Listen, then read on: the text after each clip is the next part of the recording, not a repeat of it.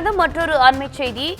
நாமக்கல்லில் கொள்ளையர்கள் தாக்கியதில் காயமடைந்து சிகிச்சை பெற்று வரும் காவலர்களை டிஜிபி நேரில் சென்று நலம் விசாரித்து வருகிறார். அண்மை செய்தியாக பார்த்துக் கொண்டிருக்கிறோம்.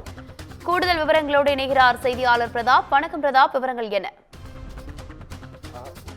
கேரள மாநிலம் திருச்சூரில் 3 ஏடிஎம்களில் கொள்ளையடித்துவிட்டு கண்டெய்னர் லாரி மூலம் 7 வடமாநில கொள்ளையர்கள் தப்பிச் செல்ல முயன்ற போது நாமக்கல் மாவட்டம் வெப்படை போலீசார் சுற்றி வளைத்து பிடித்தனர்.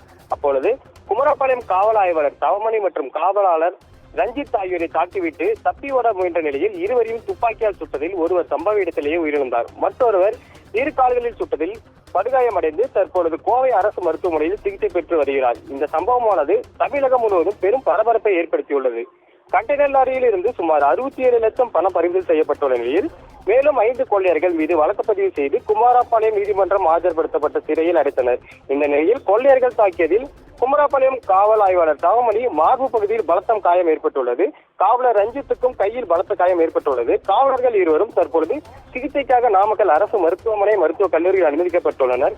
இந்த நிலையில் படுகாயமடைந்தவர்களை தமிழக டிஜிபி சங்கர் ஜிவால் நேரடியாக மருத்துவமனைக்கு வந்து நலம் விசாரித்து வருகிறார். இவருடன் மாவட்ட கண்காணிப்பாளர் ராஜேஷ் கண்ணாவும் மாவட்ட ஆட்சியாளர் உமா மகேஸ்வரியும் உடனிருந்தது குறிப்பிடத்தக்கது. சாரா, விவரங்களுக்கு நன்றி பிரதாப்.